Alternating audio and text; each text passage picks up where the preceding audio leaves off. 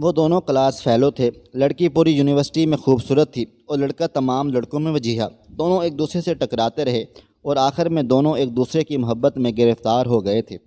معاملہ Romeo Juliet جیسا تھا۔ دونوں کے خاندان ایک دوسرے سے نفرت کرتے۔ شادی مشکل تھی۔ دونوں باعزت گھرانوں کے سعادت مند بچے تھے۔ یہ بھاگ کر شادی کرنے کے لیے بالکل بھی تیار نہ تھے اور خاندان اپنے اپنے شملے نیچے نہیں لا رہے تھے، لہٰذا معاملہ پھنس گیا۔ لڑکے اور لڑکی نے پوری زندگی شادی نہ کرنے کا فیصلہ کیا۔ یہ دونوں اپنے اپنے گھروں میں رہتے رہے۔ 5 سال دونوں کے درمیان کوئی رابطہ نہ ہوا۔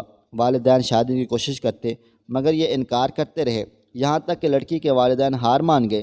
لڑکی نے لڑکے کو فون کیا، لڑکے نے فون اٹھایا، لڑکی کی صرف ہیلو سنی اور کہا، مجھے بتاؤ میں نے بارات لے کر کب آنا ہے۔ دونوں کے والدین ملے، شادی ہوئی اور دونوں نے اپنا گھر آباد کر لیا۔ لڑکے نے کاروبار شروع کیا، اللہ تعالیٰ نے کرم کیا اور وہ خوشحال ہو گئے۔ یہ شادی 20 سال چلی۔ اس دوران 3 بچے ہو گئے۔ خاتون کو اپنے حسن، اپنی خوبصورتی پر بہت ناز تھا۔ وہ تھوئی بھی ناز کے قابل۔ وہ 45 سال اور 3 بچوں کی ماں ہونے کے باوجود جوان لگتی تھی۔ خاوند بھی روز اول کی طرح اس پر فریفتہ تھا۔ وہ جی بھر کر اپنی بیوی کی تعریف کرتا، لیکن پھر ایک دن وہ ہوا جو نہیں ہونا چاہیے تھا۔ خاتون کی ایک پر چھوٹی سی گلٹی نکلی اور یہ گلٹی پھیلتے پھیلتے ناسور بن گئی۔ ڈاکٹروں کو دکھایا، ٹیسٹ ہوئے، پتہ چلا خاتون جلد کے کینسر میں مبتلا ہیں۔ خاوند صرف خاوند نہیں تھا، وہ اپنی بیوی کا ماہ نوال تھا۔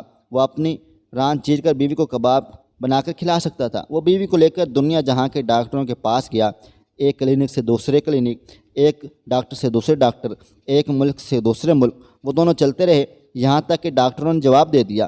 خاتون کا جسم گلٹیوں سے بھر گیا۔ یہ مصیبت ابھی ختم نہیں ہوئی کہ ایک دن دوسری آفت آن پڑی۔ خاوند کی گاڑی ٹرک سے ٹکرائی، وہ شدید زخمی ہوا۔ ہسپتال پہنچا تو پتہ چلا وہ بینائی کی نعمت سے محروم ہو چکا ہے۔ اب اس کے بعد کا المیہ کا ملاحظہ کیجیے۔ شہر کا خوبصورت ترین جوڑا بدقسمتی سے جلد کے کینسر کا مریض اور خاوند آنکھوں سے اندھا۔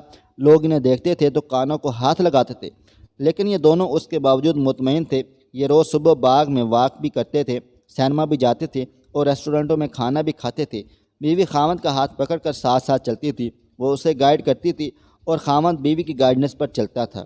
یہ سلسلہ بھی کئی ماہ تک چلتا رہا، لیکن پھر بیوی نے خاوند سے ایک عجیب مطالبہ کر دیا۔ وہ اکیلی سوئٹزرلینڈ جانا چاہتی تھی۔ خاوند نے وجہ پوچھی تو بیوی کا کہنا تھا وہ 10-15 دن اکیلی رہنا چاہتی ہے۔ خاوند نے اس کے ساتھ جانے کی ضد کی، لیکن وہ نہ مانی اور انکار بڑھتا ہی چلا گیا تھا، یہاں تک کہ آخر میں وہی ہوا جو ایسے معاملات میں ہوتا ہے۔ خاوند نے بیوی کو اجازت دے دی، بیوی سوئٹزرلینڈ چلی گئی۔ خاوند نے وہ 10 دن بڑی مشکل سے گزارے۔ شادی کے 20 برسوں میں سے ایک دن کے لیے بھی اکیلے نہیں ہوئے تھے۔ یہ ان کی جدائی کے پہلے 10 دن تھے۔ یہ 10 دن پہاڑ تھے۔ خاوند اس پہاڑ تلے سکتا رہا۔ 10 دن بعد بیوی نے آنا تھا۔ خاوند ایئرپورٹ پر پہنچا لیکن بیوی نہ آئی۔ خاوند کو دنیا ڈولتی محسوس ہوئی۔ وہ سارا دن بیوی کو فون کرتا رہا، بیوی سے رابطہ نہ ہوا، لیکن شام کو بیوی کا خط آ گیا۔ وہ خط ان کے بیٹے نے پڑھا۔ وہ خط صرف خط نہیں تھا، وہ ایک تحریری قیامت تھی اور پورا خاندان اس تحریری قیامت کا شکار ہوتا چلا گیا۔ میں اس قیامت کی طرف آنے سے قبل آپ کو دنیا کی ایک خوفناک لیکن دلچسپ حقیقت بتاتے چلوں۔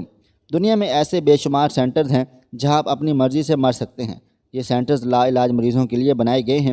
دنیا میں یہ لوگ جب امراض کا بوجھ اٹھا اٹھا کر تھک جاتے ہیں اور چین کی موت مرنا چاہتے ہیں تو یہ لوگ ان سینٹرز میں جاتے ہیں، اپنی میڈیکل رپورٹس دکھاتے ہیں، ڈاکٹر ان کی حالت اور رپورٹس چیک کرتے ہیں، ان سے یہ حلف نامہ لیتے ہیں کہ ہم اپنی مرضی سے دنیا چھوڑ کر جا رہے ہیں۔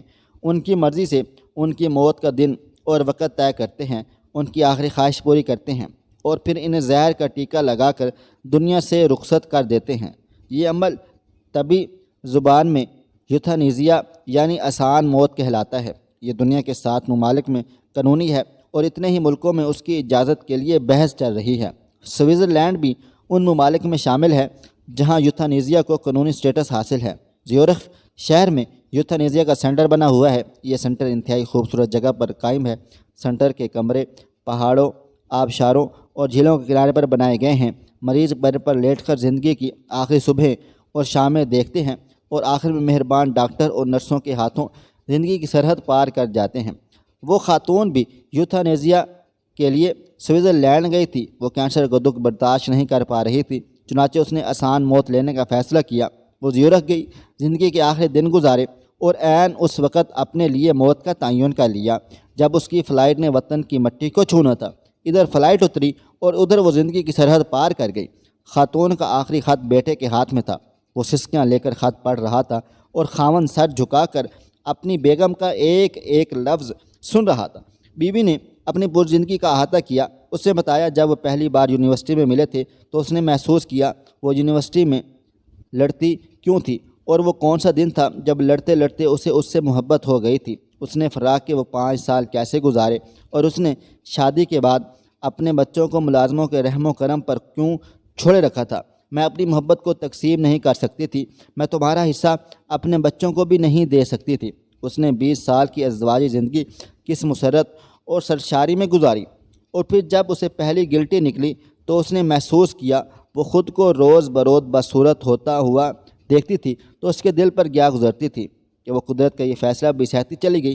لیکن پھر عجیب واقعہ ہوا، آپ نے پہلے بچے بورڈنگ اسکول میں بھیج دیے۔ میں جانتی تھی آپ یہ فیصلہ کیوں کیا، آپ نہیں چاہتے تھے میرے بچے مجھے اس حالت میں دیکھیں اور پھر میں ان کی آنکھوں میں اپنے لیے ترس دیکھوں۔ پھر آپ ملازموں کو رشوت دیتے تھے اور وہ روزانہ کوئی نہ کوئی شیشہ توڑ دیتے تھے۔ میں آپ سے شیشہ لگوانے کا کہتی، آپ ہنس کر ٹال جاتے تھے۔ یوں آہستہ آہستہ گھر سے سارے آئینے غائب ہو گئے۔ آپ نہیں چاہتے تھے میں اپنی آنکھوں سے اپنی بدصورتی دیکھوں۔ بات اگر یہاں تک رہتی تو بھی میں برداشت کر جاتی، لیکن آپ نے آخر میں عجیب کام کیا۔ آپ نے ایکسیڈنٹ کیا اور خود کو اندھا ڈکلیئر کیا۔ میں جانتی ہوں آپ کی آنکھیں ٹھیک ہیں، آپ مسلسل 6 ماہ سے اندھے پن کی ایکٹنگ کر رہے ہیں، اور میں یہ بھی جانتی ہوں کہ آپ نے ایسا کیوں کیا۔ آپ نہیں چاہتے تھے کہ میرے دل میں ایک لمحے کے لیے بھی یہ خیال ہے کہ میں آپ کو بدصورت دکھائی دے رہی ہوں یا میں آپ کی آنکھوں میں اپنی بدصورتی کو پڑھ لوں۔ چنانچہ آپ اندھے بن گئے۔ آپ کا یہ مصنوعی اندھا پن محبت کی انتہا تھی۔ میں یہ انتہا کو برداشت نہ کر سکی، چنانچہ میں دنیا سے رخصت ہونے کا فیصلہ کیا۔ میں دنیا سے جا رہی ہوں۔ آپ اب پلیز اندھے پن کی ایکٹنگ بند کر دیں، یہ خط پکڑیں اور خود پڑھنا شروع کر دیں۔ یہاں پہنچ کر بیٹے کے منہ سے چیخ نکل گئی۔ باپ نے اس کے ہاتھ سے خط لیا اور اونچی آواز میں پڑھنا شروع کر دیا۔ آپ پلیز میرے بعد اپنا خیال رکھیے گا، سارے تولیے الماری میں رکھے ہیں۔ میں نے درزی کو 5 سال کے کپڑے دے کر آئی ہوں، وہ سال میں 10 جوڑے سی کر دے گا۔ آپ نے وہ سارے کپڑے پھٹے گھسنے تک پہننے ہیں۔ دانت چیک کراتے رہا کریں اور صبح کی سیر کبھی نہیں بھولنی۔ اور آخری بات، چڑیوں کو روز دانہ ڈالنا ہے اور میری بلیوں کا ہمیشہ خیال رکھیے گا۔ یہ تھی ہماری آج کی کہانی۔ مزید ایسے سبق آموز کہانیوں اور واقعات کے لیے میرا چینل سبسکرائب کر لیں۔ ملتے ہیں کل ایک نئی اور دلچسپ کہانی کے ساتھ۔ اللہ حافظ۔